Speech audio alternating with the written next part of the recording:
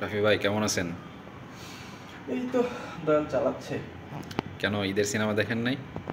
ঈদের একটা সিনেমা দেখছি, কি সিনেমা দেখলেন? নীলচক্র দেখছি। নীলচক্র, আরিফিন শুভর তাই না? আরিফিন আরিফিন। শুভ আর মন্দিরা বাহ বাহ, চক্রবর্তী। কেমন দেখলেন? আচ্ছা, একটা গল্প বলি।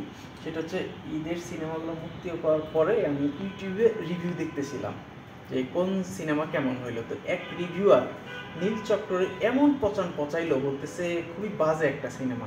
ওইটা শুনে আমার নীলচক্র দেখার যাওয়া আগ্রহ ছিল, সেটাও হারাই ফেলি। তো যাই হোক, এর কয়েকদিন পরে ঘটনাচক্রে আমি নীলচক্র দেখে ফেলি।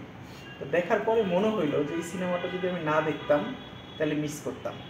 বাহ, তার মানে তো অনেক সুন্দর সিনেমা হয়েছে এটা। হ্যাঁ, এখন আপনি ভাবতে পারেন যে আরিফিন শুভ অনেকদিন পরে একটা সিনেমা নিয়ে আসছে, সেই জন্য মিস করতাম, নাকি আবার ভাবতে পারেন যে মন্দিরা চক্রবর্তী সুন্দরী লাস্যময়ী, সেই জন্য মিস করতাম। বিষয়টা আসলে তা না।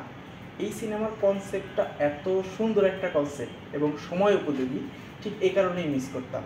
এটার কনসেপ্টটা হচ্ছে এই যে গোপন ভিডিও ফাঁস, তারপরে উঠতি বয়সের ছেলে মেয়েদের যে সেলফোনের প্রতি আসক্তি, ভাইরাল হওয়ার যে নেশা, এই বিষয়গুলোর বাস্তবতা এবং ভয়াবহতা, এই দুইটাই খুব সুন্দর করে তুলে ধরা হয়েছে এই মুভিতে।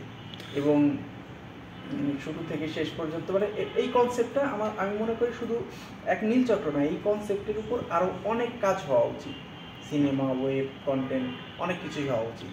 আচ্ছা, আরিফিন শুভর অভিনয় নিয়ে তো আমরা অনেক সময় বিভিন্ন ধরনের অভিযোগ শুনি। তো নীলচক্রে কেমন দেখলেন আরিফিন হ্যাঁ, শুভর অভিনয়? নীলচক্রে আরিফিন শুভ, আমি যে আরিফিন শুভরে দেখছি, একেবারে এটা অন্য এক আরিফিন শুভ। তার অভিনয়ে যে তার একটা পরিপক্কতা, পরিমিত অভিনয় করছে। এবং এখানে তার দুইটা সত্তা বলা চলে। সে হচ্ছে ডিবি অফিসার, তার ডিবি অফিসার যে ওই সত্তাটাও তুলে দেওয়া হয়েছে, পাশাপাশি সে যে একজন বাবা। তো ওই যে বাবা চরিত্রে, মানে বাবা সত্তা যেটা, তো ওইখানে বাবার সাথে মেয়ের যে একটা কেমিস্ট্রি, এটা খুবই সুন্দর করে তুলে ধরছে আর কি। অভিনয়টা দারুণ হয়েছে এবং দুই ক্যারেক্টারের যে মেকিং কিংবা বিল্ড আপ, এটা খুব দারুণ হয়েছে। আর ডিবি অফিসার হিসেবেও মানে দুইটা জায়গায় আরিফিন শুভ উতরাই গেছে। আর হচ্ছে মন্দিরার ক্যারেক্টারটা অতটা স্পেস পায় নাই এখানে। সে যে মানে প্রথাগত যে নায়িকা, বিষয়টা তা না। সে একজন নৃত্যশিল্পী, নাচের শিক্ষক আর কি। তো ওই জায়গায় ওই হিসেবে যতটুকু অভিনয় যতটুকু সুযোগ ছিল সেটুকু সে কাজে লাগাইছে। আর এই সিনেমায় আরও দুইটা ক্যারেক্টার আমার খুব ভালো লাগছে। সেটা হচ্ছে ওই প্রিয়ন্তী উর্বি আর হচ্ছে মাসুম রেজওয়ান। এই দুইজনের এরা খুবই সুন্দর অভিনয় করছে। বিশেষ করে মাসুম রেজওয়ানের যে গেট আপটা ছিল এক টিকটকার চরিত্রে, তো তারে ঠিকই মানে টিকটকারের মতোই লাগছে এবং তার অভিনয় সুন্দর হয়েছে। বাকি যারা অভিনয় করছে, ফজলুর রহমান বাবু সহ, শাহিদ আলী সহ, যারা তারা খুবই সুন্দর অভিনয় করছে। আপনি তো সিনেপ্লেক্সে গিয়ে সিনেমাটা দেখছেন। হ্যাঁ হ্যাঁ হ্যাঁ। তো বাকি দর্শকদের রিভিউ কেমন ছিল? আচ্ছা, সিনেমাটা আমি যেদিন দেখি 80+, মানে 85% দর্শক ছিলেন হলে, এবং সবাই খুব মন দিয়ে সিনেমাটা দেখছে। হ্যাঁ, একদম সিনেমাটা হচ্ছে কি খুব যে ফাস্ট কিংবা তা না, আবার একেবারে যে ঝুলে গেছে তা না। সিনেমাটা দেখা যায় যে মানে নর্মাল একটা কচ্ছপ গতিতে, ধরেন কচ্ছপ গতিতে এগোইছে, কিন্তু দর্শকটা ধরে রাখতে পারছিল, একটা ছন্দ ছিল। বাট শেষের 5-7 মিনিট কিংবা 10 মিনিটে এসে সিনেমাটা একেবারে ঝুলাই দিছে।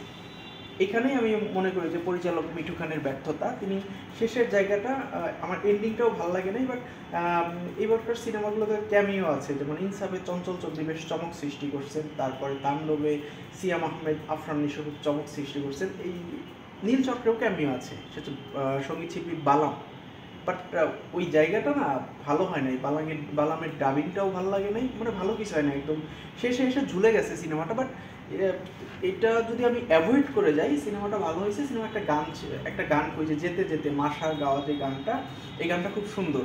এবং কিন্তু এখানে ফ্রেমিংয়ে আমার কিছু প্রবলেম মনে হয়েছে গানটায়, যে যাচ্ছে বাইকে করে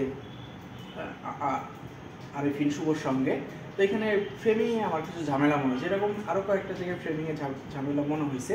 বাট এগুলো অ্যাভয়েড করে গেলে ওভারঅল সিনেমাটা খুব, মানে সিনেমাটা মোটামুটি ভালো একটা সিনেমা। তার মানে এটা কি পরিবারের সবাইকে নিয়ে দেখার মতো একটা সিনেমা? পরিবারের সবাইকে নিয়ে দেখার মতো একটা সিনেমা, কারণ হচ্ছে এখানে বেশ সচেতনতার একটা জায়গা আছে, এটা একটা মেসেজ দেওয়ার চেষ্টা। হ্যাঁ, অভিভাবকেরও দেখা উচিত এবং বাচ্চা যারা আছে তাদেরও দেখা উচিত। এটা হইলে বাচ্চারা সতর্ক হবে এবং অভিভাবকও সতর্ক হবে। তো ওই জায়গা থেকে সিনেমাটা ভালো একটা পরিচ্ছন্ন সিনেমা।